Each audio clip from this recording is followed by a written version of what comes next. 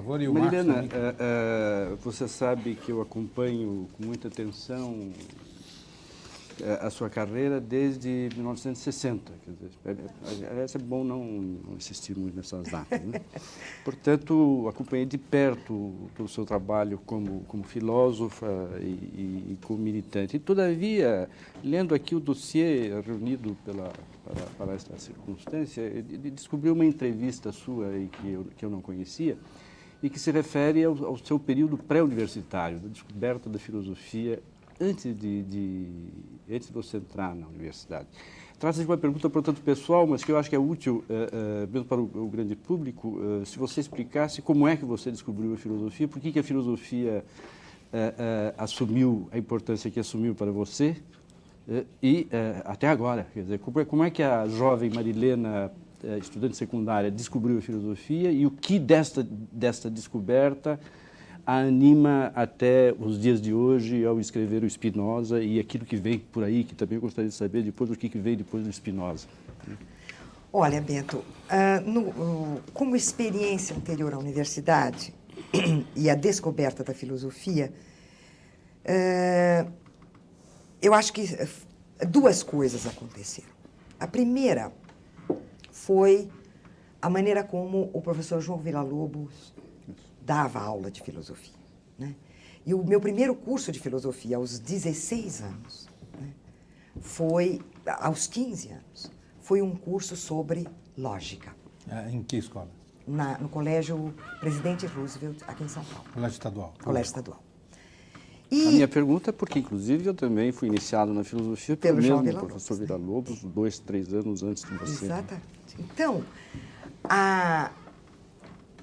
foi para mim a luminosidade, a coisa mais impressionante foi a descoberta do pensamento. De que há o pensamento, de que o pensamento segue leis, que ele segue normas, que ele tem regras, a relação entre o pensamento e a linguagem, né?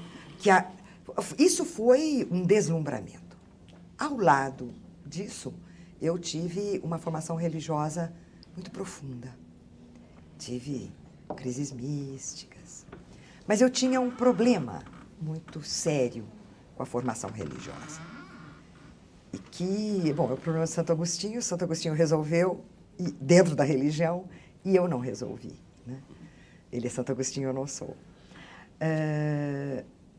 Que é como um Deus onisciente e onipotente, um Deus bom, misericordioso e justo, e que, portanto, pode tudo e sabe tudo, cria os seres humanos sabendo que eles vão pecar e pune o pecado da criatura que ele mesmo fez e que ele sabia que iria pecar.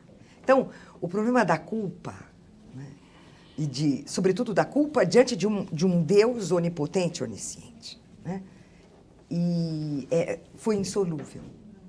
Então, de alguma maneira, foram essas duas coisas que me levaram para a filosofia, não é? O fascínio pelas operações do pensamento, né? E a necessidade existencial de uma resposta para a origem da culpa, da dor, do sofrimento e da punição, né? E eu diria que, no percurso, e logo no início do caminho, a descoberta de Spinoza foi uma resposta para essas duas questões, né? Então, ao mesmo tempo... Só descobriu Spinoza com que idade? Eu tinha o quê? Bento, quantos anos eu tinha, meu Deus do céu? Foi em 1965? 65. Eu nasci em 41. Eu era bem jovenzinha. 24. É isso.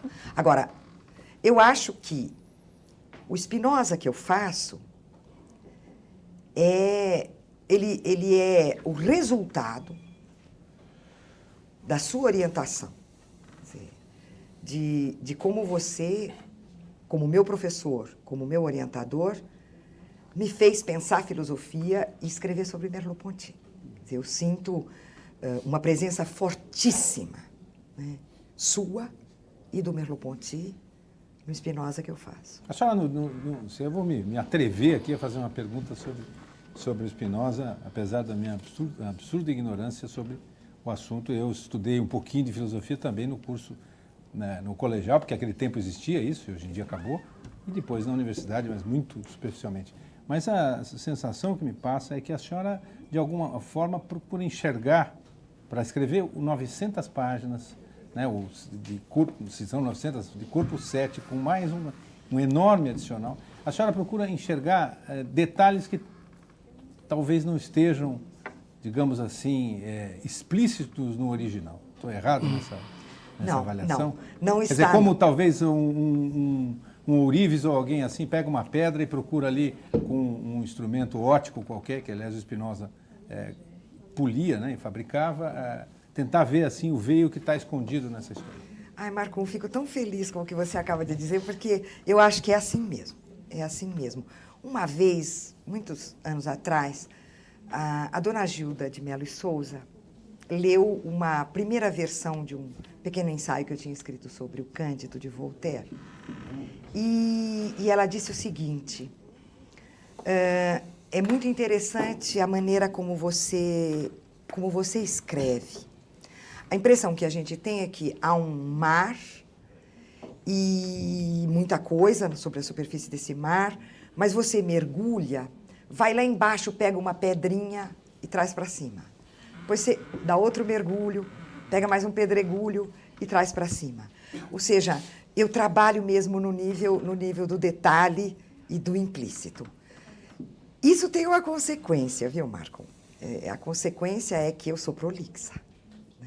Quer dizer, isso me leva a escrever muito. Né? Então, por um lado, eu acho que é uma maneira de trabalhar que vai desvelando mesmo, né? Coisas escondidas, coisas obscuras, coisas implícitas, mas, ao mesmo tempo, vai ampliando a quantidade do texto. Né? Então, eu tenho inveja de quem é capaz de escrever pouco. Marília, não,